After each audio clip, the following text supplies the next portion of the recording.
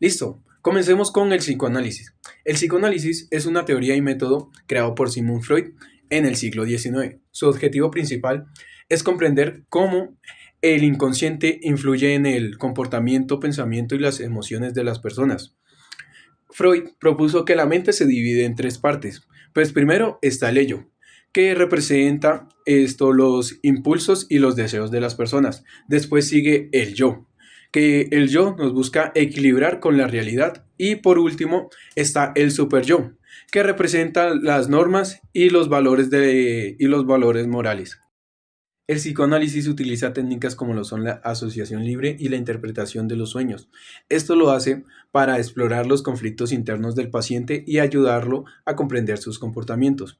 Aunque han surgido varias corrientes de la psicología, el psicoanálisis sigue siendo una base importante para entender la mente humana y la formación de la personalidad. El enfoque en psicología del conductivismo se centra en el comportamiento observable, dejando de lado lo que son los pensamientos, emociones y motivaciones, ya que estos no se podían medir de manera objetiva en el momento. En como ideas principales encontramos que la conducta es aprendida, nosotros no nacemos con los comportamientos complejos, sino los vamos adquiriendo a medida de la interacción con nuestro ambiente. También encontramos la conducta observable, que se deja de lado la mente, pensamientos o emociones porque no se puede medir de manera directa. Encontramos lo que es también el método científico, que es el uso de la experimentación de las observaciones de las conductas controladas y la relación estímulo-respuesta, que es todo comportamiento puede explicarse con una reacción. En ese caso sería respuesta y estímulo. Y el aprendizaje por medio de condicionamiento, que es la conducta se moldea a través de las acciones o consecuencias. También encontramos dos tipos de conductivismo. El primero es el condicionamiento clásico, que es por el método de Pavlov, que trata sobre la relación de estímulo neutro y uno que genera una respuesta natural. Un ejemplo a este sería un perro saliva al oír una campana porque lo asocia con comida. El segundo sería el comportamiento operante, que es de Skinner, que trata sobre las conductas se fortalecen o se debilitan según las consecuencias.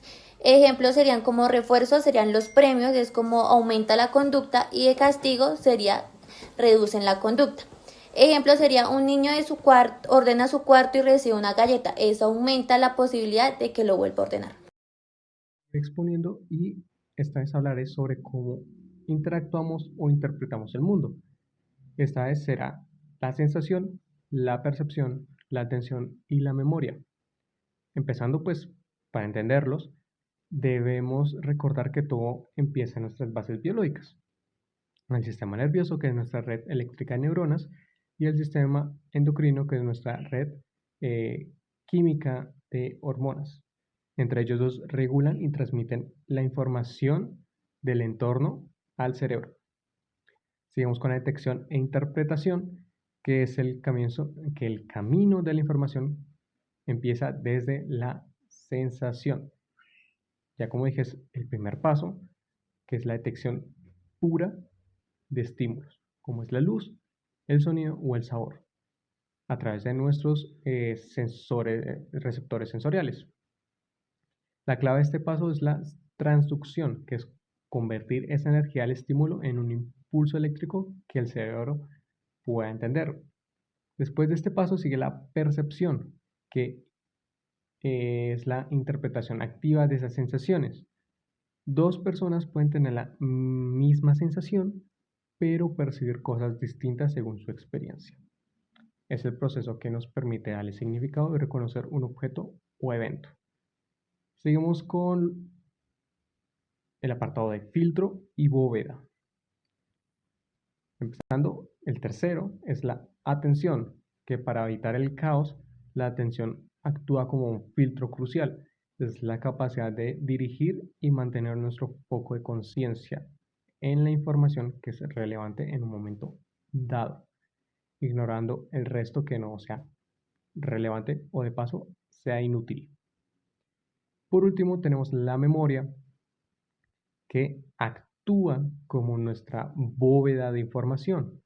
Nos permite codificar, que es transformar la información, almacenarla, guardar la información y recuperar, acceder a esa información nuevamente. Ya sea información del pasado, es esencial para el aprendizaje y la supervivencia. Entonces, como conclusión, o ya terminando, el estímulo genera una sensación que es filtrada por la atención para ser percibida o interpretada. Y si es importante, llega a ser codificada y almacenada por la memoria. Estos cuatro procesos no operan de forma aislada, sino que es una compleja orquesta que nos permite interactuar, aprender y adaptarnos a nuestro entorno. Son en esencia la base de nuestra experiencia humana. Exponiendo y esta vez hablaré sobre cómo interactuamos o interpretamos el mundo. Esta vez será la sensación, la percepción, la atención y la memoria. Empezando pues, para entenderlos, debemos recordar que todo empieza en nuestras bases biológicas. El sistema nervioso, que es nuestra red eléctrica de neuronas, y el sistema endocrino, que es nuestra red química de hormonas. Entre ellos dos regulan y transmiten la información del entorno al cerebro. Sigamos con la detección e interpretación, que es que el camino de la información empieza desde la sensación. Ya como dije, es el primer paso, que es la detección pura de estímulos, como es la luz, el sonido o el sabor, a través de nuestros receptores sensoriales. La clave de este paso es la transducción, que es convertir esa energía al estímulo en un impulso eléctrico que el cerebro pueda entender. Después de este paso sigue la percepción, que es la interpretación activa de esas sensaciones. Dos personas pueden tener la misma sensación, pero percibir cosas distintas según su experiencia. Es el proceso que nos permite darle significado y reconocer un objeto o evento. Seguimos con el apartado de filtro y bóveda. Empezando, el tercero es la atención, que para evitar el caos, la atención actúa como un filtro crucial. Es la capacidad de dirigir y mantener nuestro foco de conciencia en la información que es relevante en un momento dado, ignorando el resto que no sea relevante o de paso sea inútil. Por último, tenemos la memoria, que actúa como nuestra bóveda de información.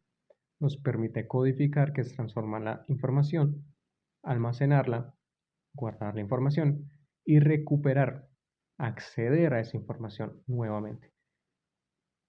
Ya sea información del pasado, es esencial para el aprendizaje y la supervivencia. Entonces, como conclusión, o ya terminando, el estímulo genera una sensación que es filtrada por la atención para ser percibida o interpretada. Y si es importante, llega a ser codificada y almacenada por la memoria.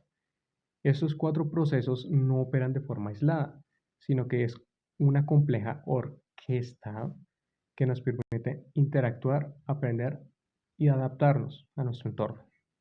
Son en esencia la base de nuestra experiencia humana. En los procesos psicológicos entendemos que son funciones mentales que permiten al ser humano entender el mundo, relacionarse con los demás y dirigir su comportamiento. Entre ellas están las motivaciones, emociones, pensamientos y lenguaje. Como motivación, esta es una fuerza interna que impulsa a una persona a actuar para satisfacer necesidades o lograr metas. Un ejemplo podría ser estudiar para obtener buenas notas o hacer ejercicios para mantenerse saludable. En las emociones son respuestas afectivas que surgen ante ciertos estímulos que no se preparan para reaccionar. Ejemplo sería sentir miedo y correr, sentir alegría y sonreír.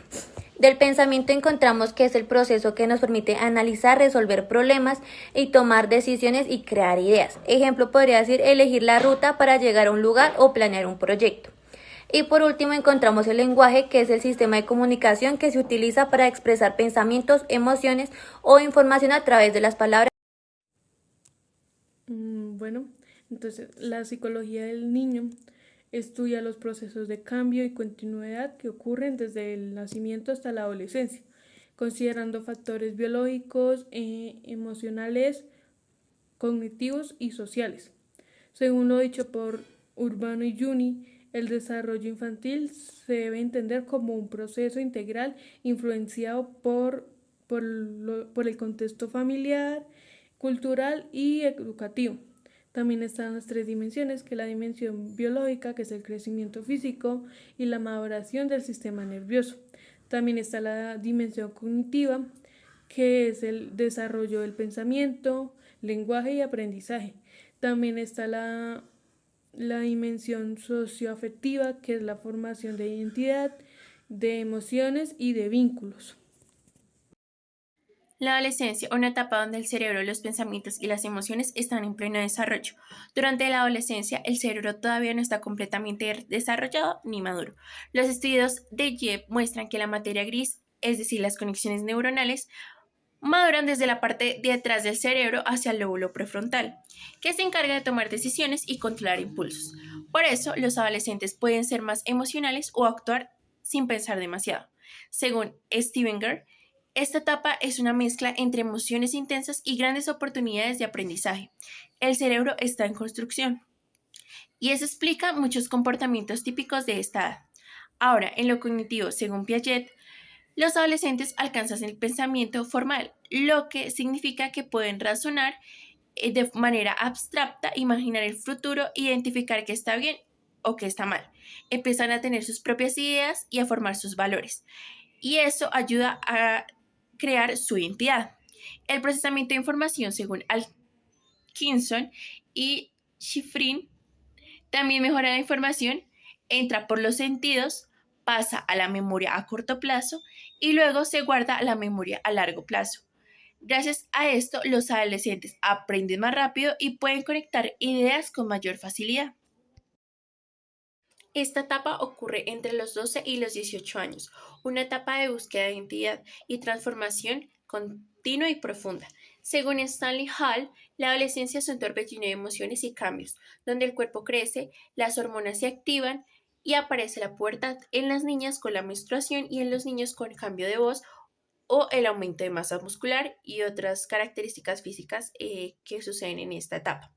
Todo esto genera inseguridad y preocupación por la apariencia física. Según Sigmund Freud, explica que en esta etapa la adolescencia entra en la fase genital, donde despierta el deseo sexual y la curiosidad afectiva.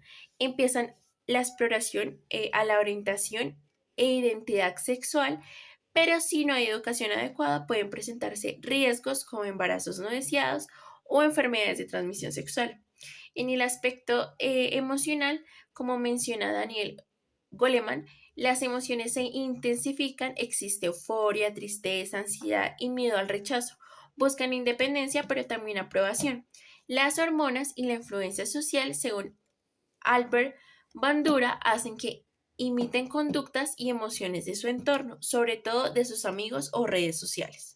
Los principales riesgos y desafíos que se enfrentan en esta etapa, según la OMS, incluyen el consumo de drogas, problemas de autoestima, depresión, ansiedad y la presión social por encajar. El desafío está en construir una identidad sólida, manejar las emociones y tomar decisiones responsables. Como señala Erik Erikson, esta etapa es el paso entre la niñez y la adultez, donde el joven debe responder la pregunta más importante: ¿quién soy? Acompañar con empatía, orientación y límites claros es esencial para que el adolescente se desarrolle en equilibrio